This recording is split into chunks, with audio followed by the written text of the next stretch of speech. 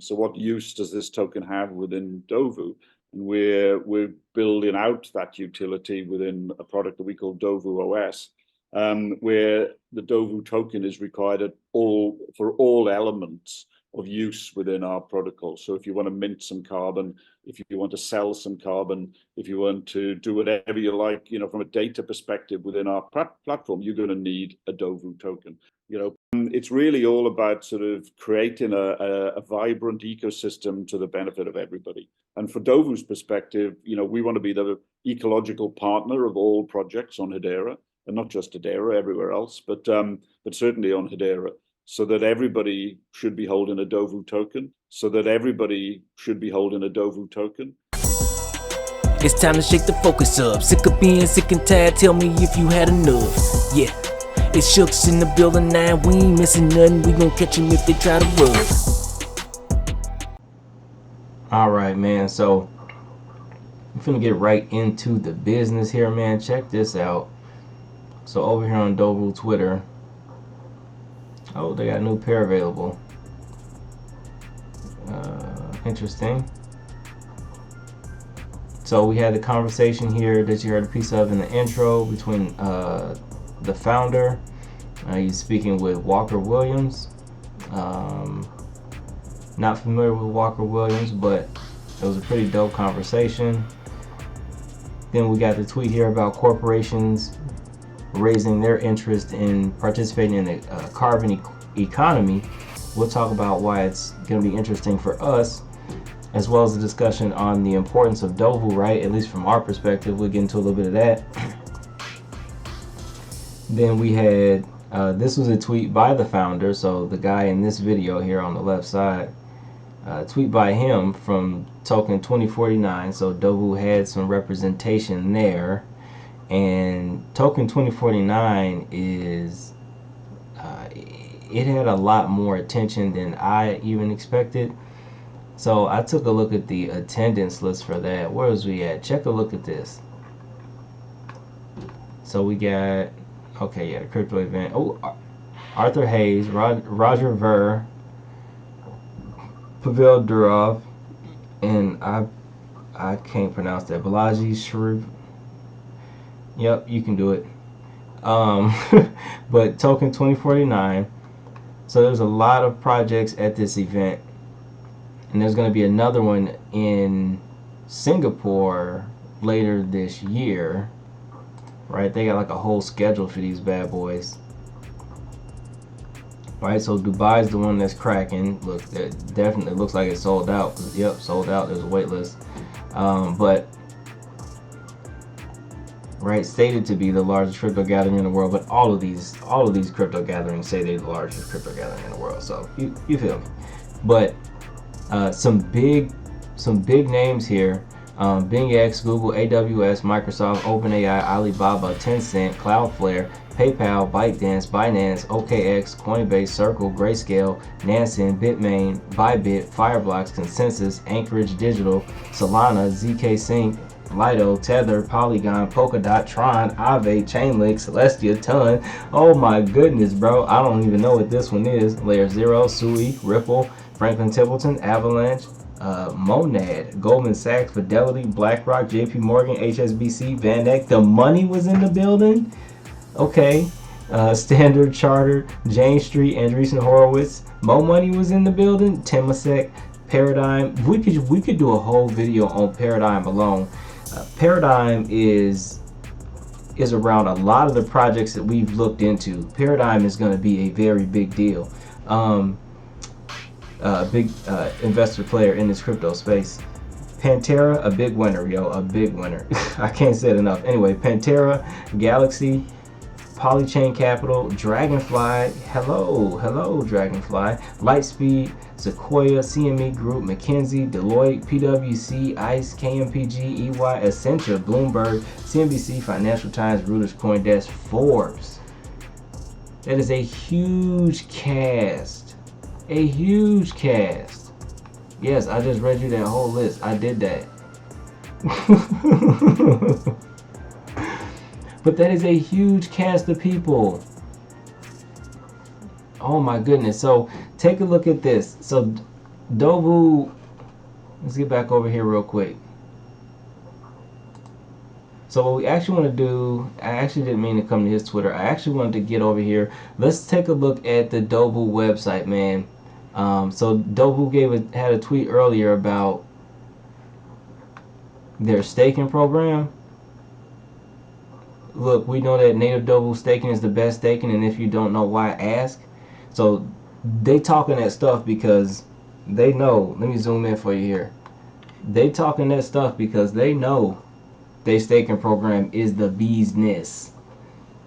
Alright, let's slide over here real quick.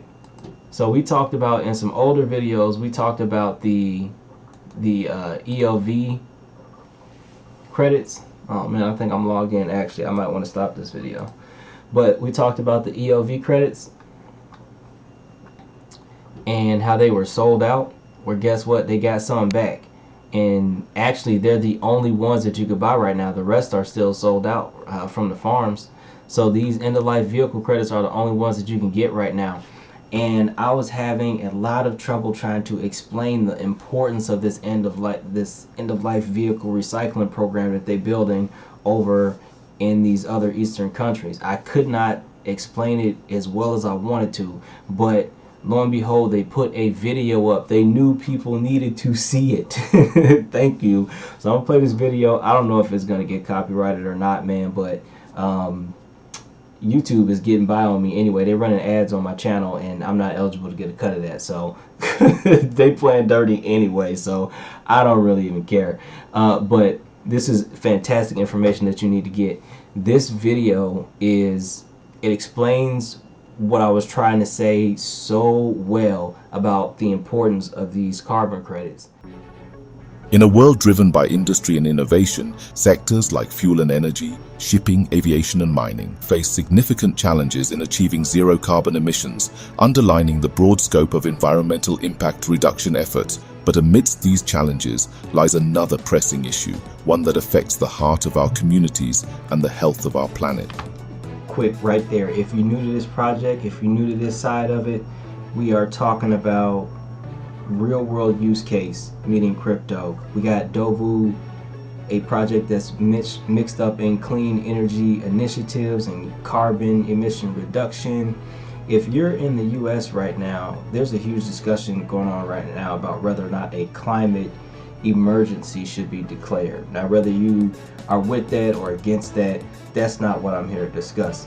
The fact is, we have that discussion going on in the US, and we have projects in crypto built around this sort of clean energy discussion. So anytime we have real world conversations that I can tie directly to projects, I'm paying attention, because that equals use case, my friends. Use case. And I'm honestly kind of shocked that this conversation has reached the US this fast. For some of y'all who know, we've been talking about Dovu for a while here, but I didn't actually think that conversation would reach the US that fast. This video pay attention to this video, man. And for y'all who thought I was making it up about them cars being abandoned on the side of the road, watch this. Increasing vehicle production and utilization have far-reaching consequences for our environment and public health. Vehicular emissions contribute significantly to outdoor air pollution. The transportation sector alone contributes 14% of greenhouse gases. 14%, I promise I'm gonna let this video play, I promise. 14%, the transportation emissions are accounting for 14%. You cannot tell me that there isn't gonna be some kind of carbon tax or something to motivate people to reduce it. Now, whether that be what these carbon credits end up being for, I don't know, but you can kind of see it, right? Exacerbating global warming and ozone layer depletion. And in India, ranked as the third largest producer and consumer of motor vehicles, we confront a unique challenge: the surge in end-of-life vehicles, or ELVs. With nearly 10 million or 1 crore end-of-life vehicles, the impact is critical. Unauthorized scrappers, dominating 99.9% of the scrapping market, contribute to environmental harm and health risks. And so this is setting up the unregistered scrapping facilities versus the registered scrapping facilities. By releasing hazardous substances into the land and atmosphere. Furthermore, their resale of unfit car parts endangers vehicle safety and reliability for unaware owners, thereby aggravating the risks on roads, to public health, and to human lives. Indian voluntary vehicle scrapping policy, initiated by the Ministry of Road Transport and Highways, targets the environmental issues posed by end-of-life vehicles. At the heart of this initiative are registered vehicle scrapping facilities, or RVSFs, which play a pivotal role in promoting sustainable vehicle scrapping practices.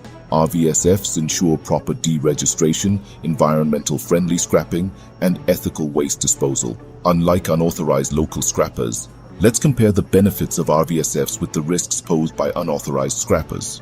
While RVSFs safeguard the environment by recycling the scrap materials from ELVs in the most environmentally friendly way, unauthorized scrappers pose risks of heavy environmental degradation and sale of unfit parts, posing a threat to human life.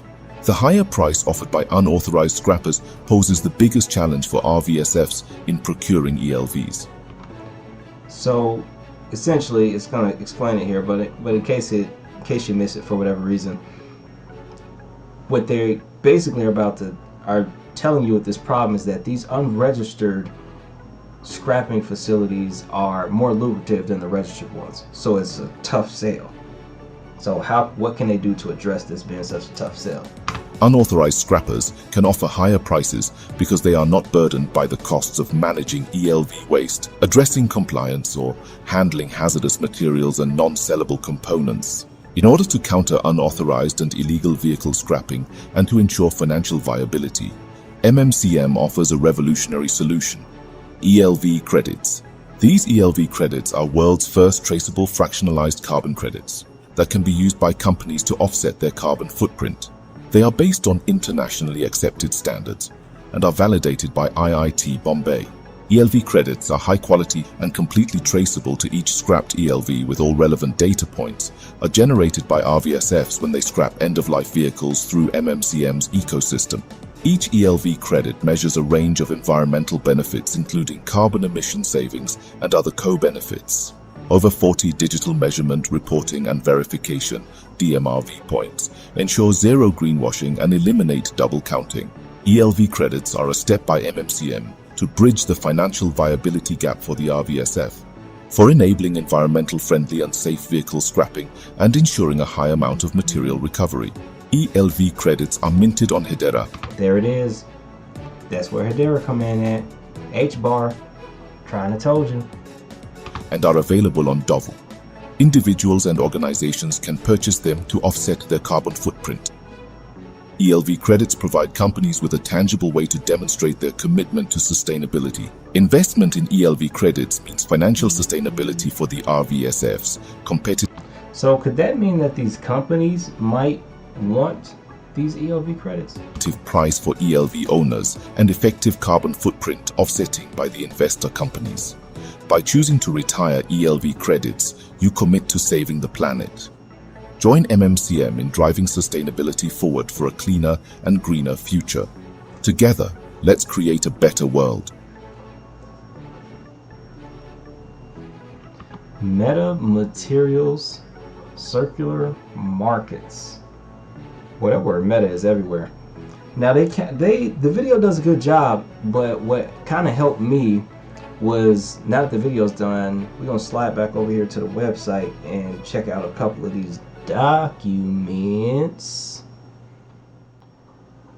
Alright, so as you can see here, right, to purchase the ELV credits you have to log in to do that. But what I wanted to talk about was here. So you see the cost of it, the total supply, etc., etc. But the supporting documentation is where the goodness is at. So I think I lined these up right, but there's a couple pieces that I just want to pull. So this one right here, this is an example of one of the reports. So this was a reporting period from January to March. And this goes over, right, the types of materials that were recycled and then the values in metric tons. Some reduction attributes, and so right here you got the contribution, so you can look at the different vehicle types and see which ones had the greatest emission reduction contribution, right? So I don't know, like this Maruti, if I'm understanding this right, them bad boys probably coming off the road. Them bad boys is probably coming off the road. What else we got here? Batteries, glass, reusable materials. Okay, so they measure the reusable materials as well. And then, well, maybe Maruti is not coming off the road. It's got a lot of reusable materials. So maybe that's like a happy medium kind of thing. I don't know. We'll dive more into that on the next video. I'm just trying to get this info out there. Then we got sustainable end-of-life vehicle scrapping program. So this is, which one was this? This is that same report again. This ain't what I want. Oh, so this is, yeah, this is what we want. I thought there was one more document before this though. Let's see, that was the report from January to, so, oh, this was a stock report from October 2023 to December. Okay, I see what that is now. We might not actually need this, but yeah. So this is a different report. That's not really what we wanted, but it gives the count, right? You can see the count a little bit better in this one. What we want is on this one. So the Indian Institute of Technology in Bombay, that's what that ITB was that we saw in the video. And this goes over basically the procedure around this clean vehicle scrapping process and how it's going to help cut some of these costs and helps shift the balance back to where it should be. So this is the part about having the EOV credits,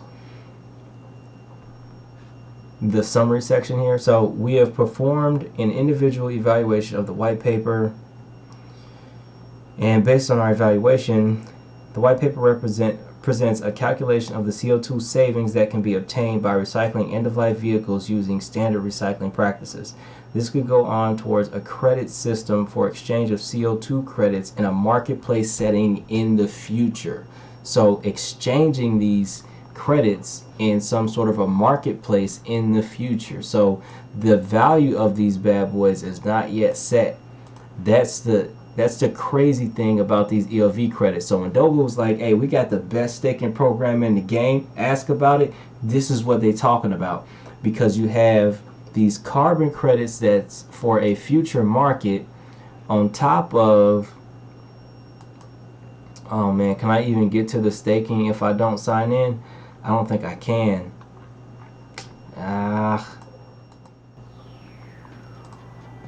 Alright, so I just went ahead and moved it off screen and logged in so we can see it here if you're unfamiliar with it. I don't know, I'll blink out the numbers if I feel it's worth it. If not, I'll leave them. I don't care. Anyway, here we go.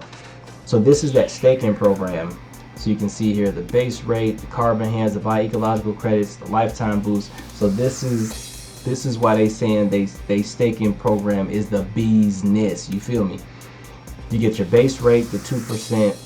Carbon hands, that's the longer you hold Dovu, the more that increases. You can hit the drop down for the explanation. So if you get to 181 days, you get the 1.3%.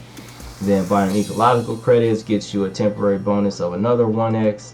So there's a lot here. Now lifetime staking bonus, you had to be a member, I think, before this new and improved staking program came out in order to qualify for that lifetime staking boost. So that's their thing there. What did it say? Yeah, you had to be a member before the blood moon on 16 May 2022.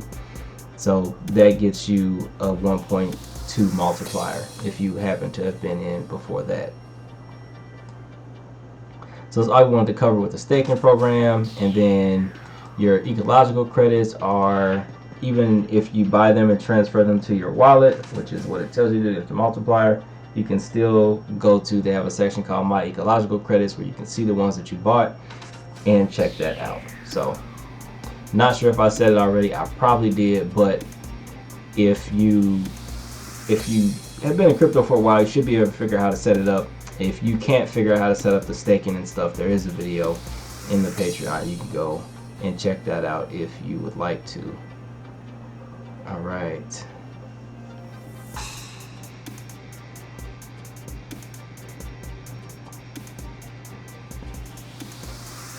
So again, there's just that one running right now. These other ones have been, every time I look at them, they've been sold out. I wonder if you could set some sort of reminder to where you can be alerted if these open back up again. But the vehicle scrapping one, that one's rocking and rolling again. And again, check this out. Shout out to my guy Black Roo. These EOV credits, you go to, they got this other thing here, the audit trail. All these credits are minted. You can come here and see, right? These are your NFTs, right? Token, and you can tokenize anything. And remember, the crypto teacher told you. Black Roo was trying to tell you. Black Roo was trying to told you. Like, man, check this out. So that's what's going on there. Let's get it here.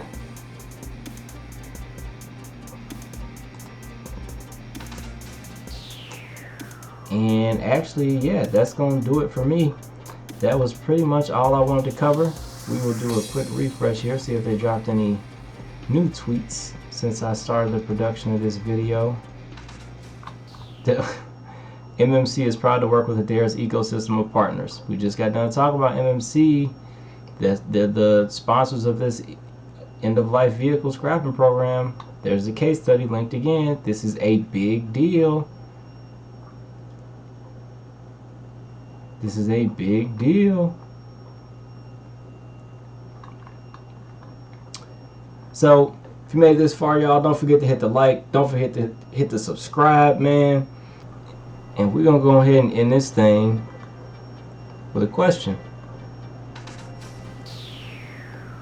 You think they setting up these vehicle scrapping facilities and tokenizing carbon emissions down to being essentially trackable NFTs with plans for a future marketplace?